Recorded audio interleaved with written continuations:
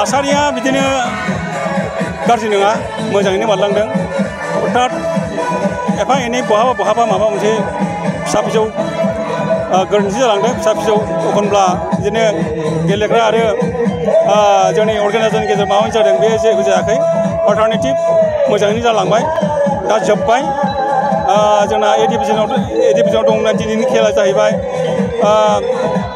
जौयेनसा club 2 नं हायनारि 3 नं हायनारि आरो बिनि हेंथायै गेलेदोंमोन ददेरे क्लाब सदमनाखसा। बिथांमोना जौयेनसा क्लाबा टाइब्रेकाराव 4-3 गलाव देरहाबाय। आरो सुपार डिभिजनाव दंमोन late Bindeshwari Hajowary, wife of Padmashri doctor Mangalsing Hajowary, बे खेलाखौ गेलेदोंमोन।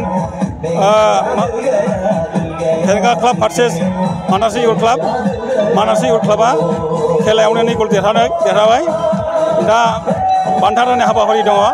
बे बान्था राननाय हाबाफारियाव जोंहा गोबां बिदिनो ओनसोलनि गोरों गासैबो एबसु, बड' साहित्य सभा, ट्राइबेल संघ, पार्टिनि BPF, UPPL, जों खुनु पार्टि बासियालासिनो गासैबो ज' जानानै जोंनि बे बिजिनि डिस्ट्रिक्ट स्पर्ट एस'सिएशननि जिथु इन्टार क्लाब लिग बयबो सापर्ट खालामदों। सुपार डिभिजनाव ओरैनो फर्मेलि 15,000, चेम्पियन रानार्स आप 10,000, ए डिभिजनाव 10,000, चेम्पियन रानार्स आप अनलि 7,000। जोंनियाव उद्देश्यआ बेनो, जोङो आगोल बोसोरफ्राव जोङो बिजिनि डिस्ट्रिक्ट स्पर्ट एस'सिएशनाव खेलाखौ खुङोमोन। देग्लाय जोङो बे इयुन जेनेरेसनखौ सिन्था खालामनानै साननानै जोङो गामि सिङाव लाबोनाय जादों, जाहाथे इयुन जेनेरेसना माने बयबो ओंखारबोयो। बे सिन्था खालामनानै जोङो दिनै गामि सिङाव बे खेलाखौ लाबोनाय जादों। थासारिया बिदिनो गाज्रि नङा, मोजाङैनो बारलांदों।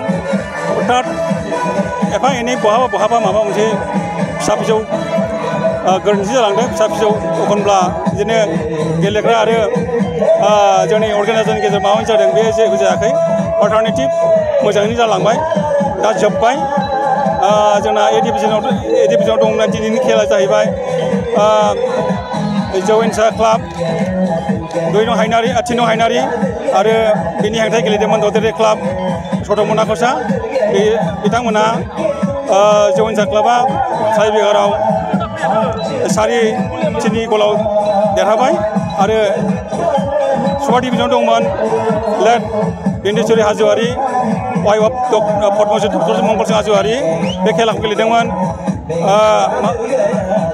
हेरेंगा club versus Manasi youth club.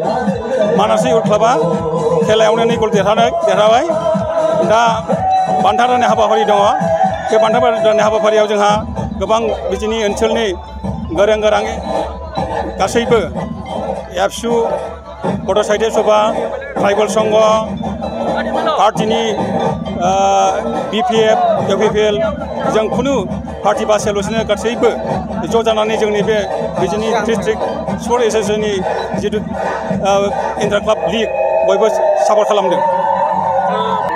Super डिभिजनाव ओरैनो फर्मेलि 15,000, चेम्पियन रानार्स आप 10,000, ए डिभिजनाव 10,000, चेम्पियन रानार्स आप अनलि 7,000।